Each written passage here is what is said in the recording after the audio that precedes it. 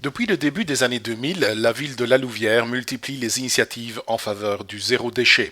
En 2020, elle en sera ainsi à son 21e plan de prévention en la matière. L'année dernière, elle a d'ailleurs remporté un prix, l'European Week for Waste Reduction Awards, dans la catégorie administration et autorité publique, devant notamment la ville de Londres. La Louvière se positionne donc désormais comme la capitale européenne du zéro déchet, au domicile, à l'école, mais aussi dans les commerces et l'ORECA. Durant 3 mois, notamment, des familles louviéroises qui se sont portées volontaires ont donc été accompagnées et guidées afin de réduire progressivement leur production de déchets.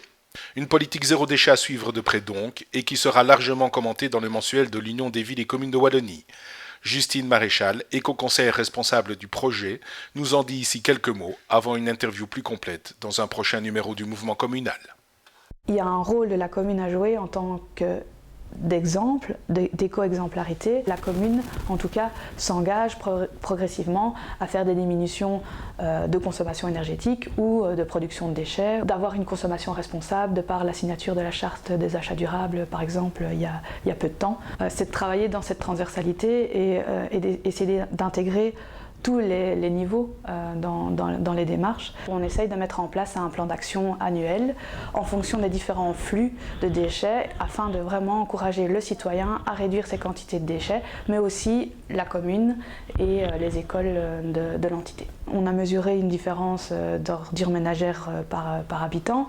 Entre 2015 et 2018, on a fait une diminution de 7%. On voit que ça fonctionne et qu'il y a un impact. Et ce qui est gai maintenant, c'est de voir qu'il y a une réponse derrière. Le citoyen est réceptif. On avait envie que le citoyen puisse s'identifier et puisse avoir des outils concrets pour pouvoir mettre en place une prévention des déchets à la maison.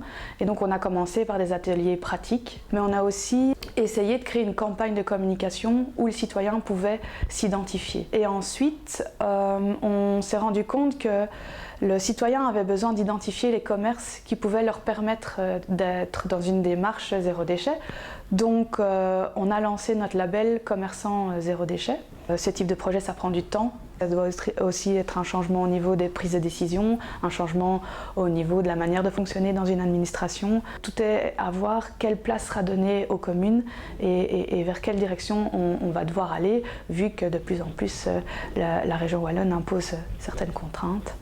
Donc il faut vraiment oser le changement dans les mentalités, dans sa façon de penser et dans sa façon de travailler aussi.